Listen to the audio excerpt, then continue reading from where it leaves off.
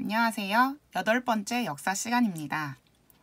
이번 시간에는 1단원의 수업을 모두 마친 기념으로 1단원 마무리를 하고요. 2단원부터 이어지는 단원에 대한 설명을 하도록 하겠습니다. 우리는 1단원 문명의 형성과 고조선의 성립을 배웠습니다. 저번 시간까지 해서 35조까지 모두 공부를 했고요. 이제 다음부터는 두 번째 단원 삼국의 성립과 발전에 대해서 배울 예정입니다. 자, 1단원을 배웠던 내용에 뭐가 있었는지 한번 다시 되짚어보는 시간을 갖도록 하겠습니다. 첫 번째, 역사의 의미에 대해서 배웠어요. 그리고 신석기 시대, 구석기 시대, 이런 선사 시대에 대해서 배웠고요. 세계 여러 지역의 문명들도 배웠었죠. 4가지 문명이 있었습니다. 어떤 것들이 있는지 다시 한번 기억해 보고요. 그리고 우리는 고조선이라는 우리나라 최초의 국가에 대해서 배웠고, 여러 나라의 발전에서 한반도의 지도를 놓고 여러 가지 나라가 어떤 특징을 가지고 있는지까지 공부를 했습니다. 지금까지 배웠던 내용 다시 한번 잘 상기가 되었나요? 앞으로 우리가 만나게 될 2단원인 삼국의 성립과 발전에 대해서 설명해 보도록 하겠습니다. 우선 삼국이 형성하는 모습을 먼저 만나고요. 이렇게 성립된 삼국이 어떻게 성장해 나가는지, 그리고 가장 발전되고 가장 잘 나갔던 팽창의 시기에 어떤 왕들이 있었는지 그것을 중심으로 공부를 해볼 것입니다. 그리고 이러한 삼국의 정치적 성장 모습뿐만 아니라 문화적으로 어떠한 발전을 이룩했는지, 그리고 이 삼국은 어떻게 다른 나라들과 서로 교류했는지까지 알아보는 게 바로 2단원의 내용입니다.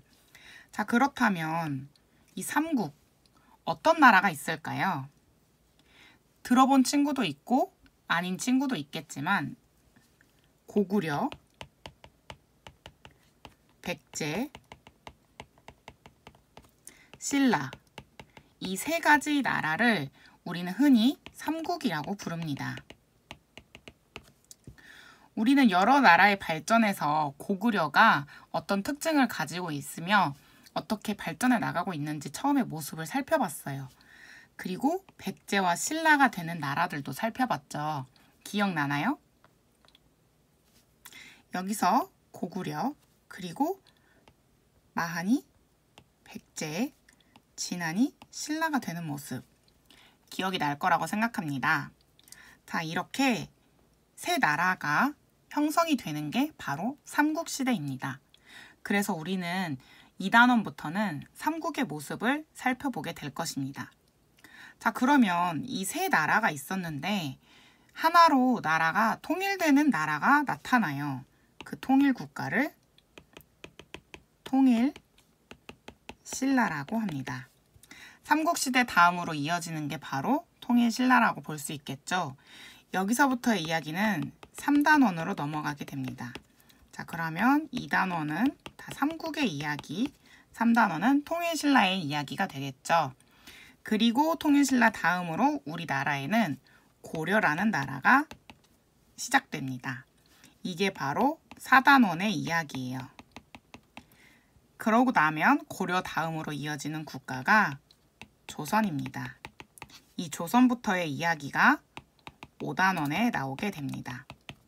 자, 우리 교과서가 어떤 식으로 편제되어 있는지 감이 오나요?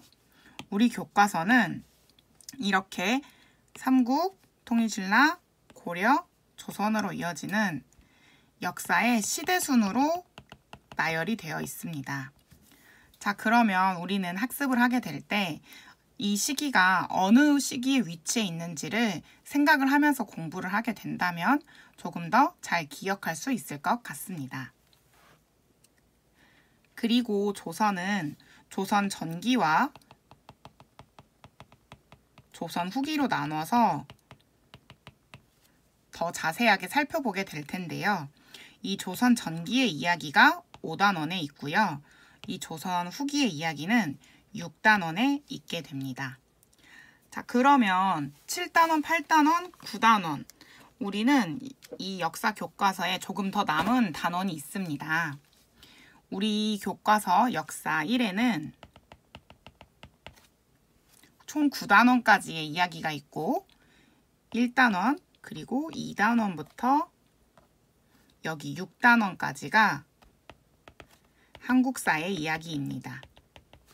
자, 그리고 7단원, 8단원, 9단원이 세계사의 이야기가 있습니다. 1단원에서는 우리가 다른 문명들도 살펴보면서 세계 지도에 있는 여러 가지 문명들을 살펴봤죠. 그리고 고조선도 살펴봤고요. 하지만 이 세계 문명의 이야기가 2단원부터는 끊겨서 나오지 않고 있다가 7단원부터 다시 시작되는 것입니다. 역사는 공부를 할 때 목차를 먼저 보면 좋아요. 목차를 보고 시대의 흐름을 잡고 이 흐름을 기억을 하면서 내가 지금 위치해 있는 곳이 어디인가를 생각하면서 역사의 연대기적인 순서를 잡으며 특징을 정리하는 것이 공부하는 데 좋은 방법입니다. 자, 그리고 우리 교과서를 보면요. 2단원 삼국의 성립과 발전, 그리고 왼쪽 페이지에서 오른쪽 페이지로 넘어가면 여기에 이렇게 연표가 나와 있습니다. 이 연표에서는 우리나라의 시대적 흐름, 그리고 세계에서는 같은 시기에 어떤 일이 일어나고 있는지를 같이 정리해 두고 있습니다. 이 연표를 잘 이용해서 보면 시대적 흐름을 잡기가 쉽겠죠. 자, 여기 자세하게 한번 선생님이랑 같이 살펴볼게요. 신라건국, 고려건국, 백제건국. 우리나라가 삼국을 이루고 있을 때 세계에서는 로마가 시작되고 있었어요. 자, 유럽, 로마가 시작되는 모습. 그리고 고구려에서 국내성으로 천도하는 시기.